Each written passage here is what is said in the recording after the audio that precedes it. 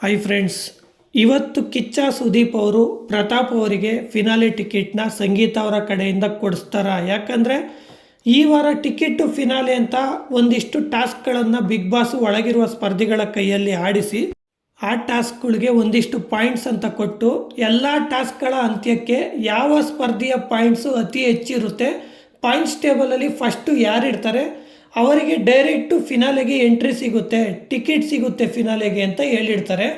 ಅದೇ ಪ್ರಕಾರ ಪ್ರತಾಪ್ ಅವರು ಎಲ್ಲ ಟಾಸ್ಕ್ಗಳಲ್ಲೂ ಒಳ್ಳೆ ಪರ್ಫಾರ್ಮೆನ್ಸ್ ಕೊಟ್ಟು ಪಾಯಿಂಟ್ಸ್ ಟೇಬಲಲ್ಲಿ ಒಳ್ಳೆ ಪಾಯಿಂಟ್ಸ್ಗಳೊಂದಿಗೆ ಫಸ್ಟ್ ಇರ್ತಾರೆ ಎಲ್ಲ ಟಾಸ್ಕ್ಗಳ ಅಂತ್ಯಕ್ಕೆ.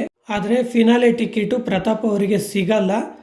ಕಡೆಯಲ್ಲಿ ಒಂದು ಟ್ವಿಸ್ಟ್ ಎಂಬಂತೆ ಬಿಗ್ ಬಾಸ್ ಮನೆ ಒಳಗಿರುವ ಸ್ಪರ್ಧಿಗಳಿಗೆ ಒಂದು ಚಟುವಟಿಕೆ ಕೊಟ್ಟು ಪಾಯಿಂಟ್ಸ್ ಟೇಬಲಲ್ಲಿ ಟಾಪ್ 3 ಯಾರ್ಯಾರು ಇರ್ತಾರೆ ಅವರಲ್ಲಿ ಫಿನಾಲೆಗೆ ಯಾರು ಎಂಟ್ರಿ ಕೊಡಬೇಕು ಅಂತ ಮನೆಯವರ ಕೈಯಲ್ಲಿ ಒಂದು ವೋಟಿಂಗ್ ಅಂತ ಮಾಡಿಸ್ತಾರೆ.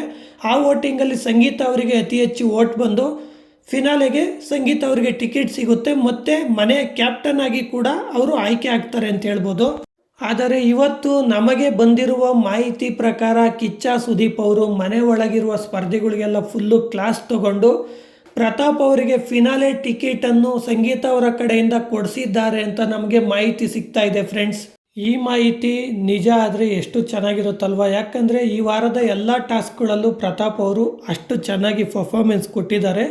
ಹಾಗಾಗಿ ಫಿನಾಲೆ ಟಿಕೆಟು ಅವ್ರಿಗೆ ಸಿಗಬೇಕಿತ್ತು, ಅವ್ರಿಗೆ ಸಿಕ್ಕಿದ್ರೆ ಖುಷಿನೇ ಫ್ರೆಂಡ್ಸ್. ಪ್ರತಾಪ್ ಅವರಿಗೆ ಫಿನಾಲೆ ಟಿಕೆಟು ಕಿಚ್ಚ ಸುದೀಪ್ ಅವರು ಕೊಡಿಸಿರೋದು ನಿಮಗೆ ಏನು ಅನಿಸ್ತಾ ಇದೆ ಅಂತ ನಿಮ್ಮ ಅಭಿಪ್ರಾಯನ ಕಮೆಂಟ್ ಬಾಕ್ಸ್ನಲ್ಲಿ ತಿಳಿಸಿ.